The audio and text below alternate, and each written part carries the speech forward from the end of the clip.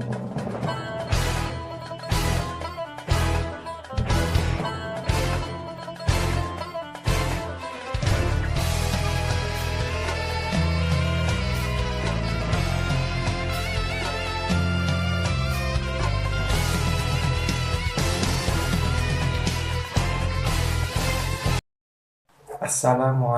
warahmatullahi ta'ala wabarakatuh.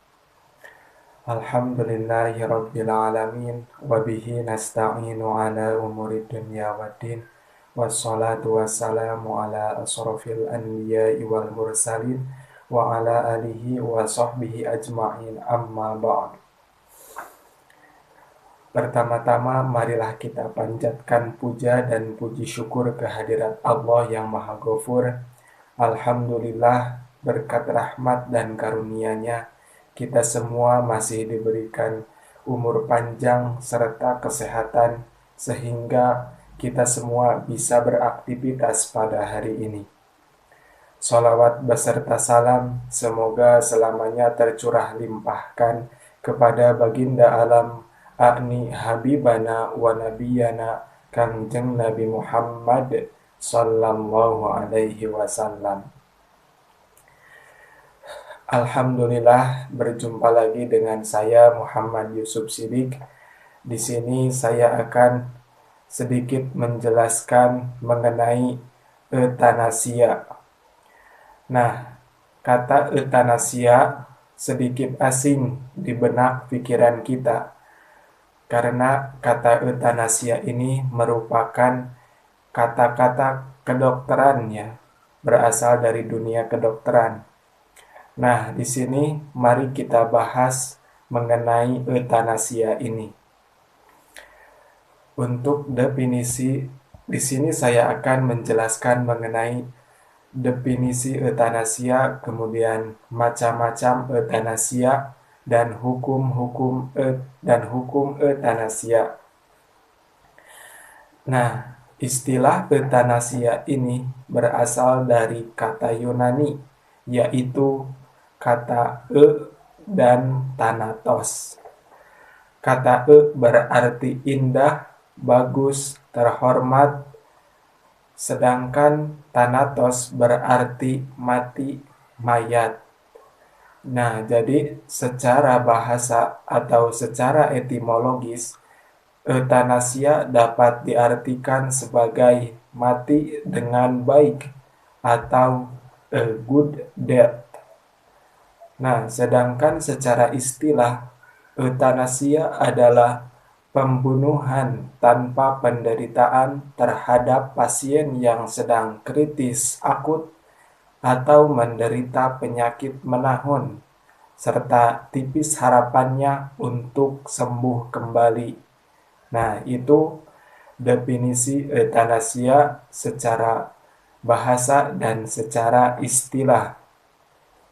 Nah, kemudian macam-macam euthanasia.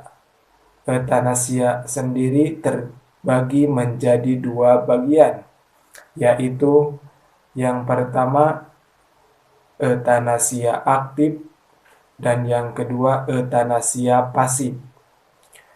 Nah, euthanasia aktif adalah tindakan dokter mempercepat kematian pasien dengan memberikan suntikan ke dalam tubuh pasien tersebut.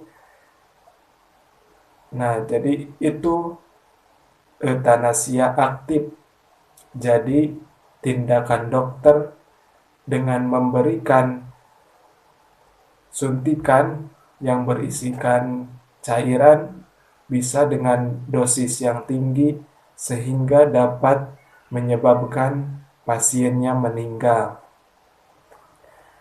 Contohnya euthanasia aktif ini misalnya ada seorang yang menderita kanker ganas dengan rasa sakit yang luar biasa sehingga pasien seringkali pingsan. Nah, dalam hal ini dokter yakin yang bersangkutan akan meninggal dunia. Kemudian dokter memberikan obat dengan takaran tinggi atau dengan bisa disebut overdosis ya, yang sekiranya dapat menghilangkan rasa sakitnya, tetapi akan juga menghentikan pernapasannya atau meninggal ya. Nah, kemudian yang kedua, euthanasia pasif. Nah, euthanasia pasif yaitu tindakan dokter dengan menghentikan pengobatan pasien yang menderita sakit keras yang secara medis sudah tidak mungkin lagi dapat disembuhkan.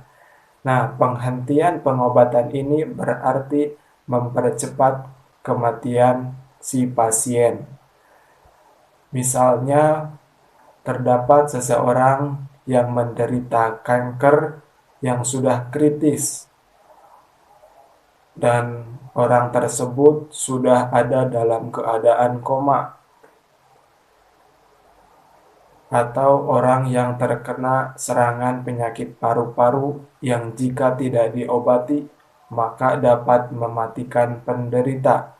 Nah, dalam kondisi demikian, jika pengobatan tersebut dihentikan, maka akan dapat mempercepat kematian si pasien. Nah, itu euthanasia pasif. Jadi, euthanasia itu terbagi dua, yaitu euthanasia aktif dan euthanasia pasif. Nah, kemudian bagaimana hukum euthanasia ini? Nah, secara syariat Islam, kan Islam itu sangat menghormati dan menjunjung tinggi hak hidup bagi manusia.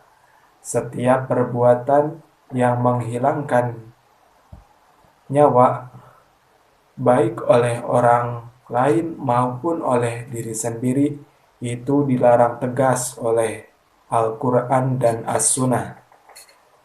Nah, dalam Al-Quran terdapat banyak ayat-ayat yang melarang pembunuhan, bahkan mengancamnya dengan hukuman. Nah, di antara ayat-ayat ini yaitu terdapat dalam surat Al-Isra ayat 33. A'udzu billahi minasyaitonir rajim. Bismillahirrahmanirrahim. Wala taqtulun nafsal lati harramallahu illa bil haqq. Yang artinya, dan janganlah kamu membunuh jiwa yang diharamkan oleh Allah membunuhnya, melainkan dengan sesuatu alasan yang benar. Nah, kemudian juga terdapat dalam surat Yunus ayat ke-56. Bismillahirrahmanirrahim. Huwa yuhyi wa yumitu wa ilaihi turja'un. Yang artinya, dialah Allah yang menghidupkan dan yang mematikan, dan hanya kepadanya lah kamu dikembalikan. Nah, dari kedua ayat tersebut dapat ditarik kesimpulan bahwa agama Islam sangat melarang perbuatan euthanasia ini.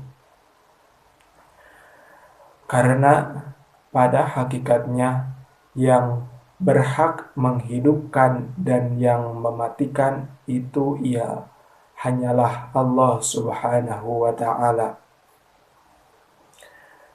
Selain dari syariat Islam, hukum di Indonesia juga melarang perbuatan euthanasia. Nah, dalam hal masalah euthanasia ini, para tokoh Islam sangat menentang dilakukannya euthanasia. Para ulama telah sepakat bahwa apapun alasannya, apabila tindakan itu berupa euthanasia, yang berarti suatu tindakan untuk mengakhiri hidup manusia pada saat yang bersangkutan masih menunjukkan tanda-tanda kehidupan. Islam mengharamkan euthanasia ini ya.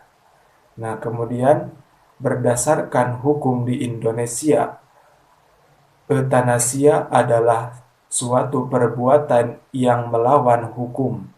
Hal ini dapat dilihat pada peraturan perundang-undangan, yaitu pada pasal 344 Kitab Undang-Undang Hukum Pidana yang menyatakan bahwa barang siapa menghilangkan nyawa orang lain atas permintaan orang itu sendiri yang disebutnya dengan nyata dan sungguh-sungguh dihukumi penjara selama-lamanya 12 tahun. Nah, jadi baik syariat Islam ataupun hukum di Indonesia melarang perbuatan euthanasia ini. Nah, demikian yang dapat saya sampaikan mengenai definisi macam-macam dan hukum euthanasia. Mohon maaf atas segala kekurangan. Wabillahi taufiq wal hidayah. Wassalamualaikum warahmatullahi wabarakatuh.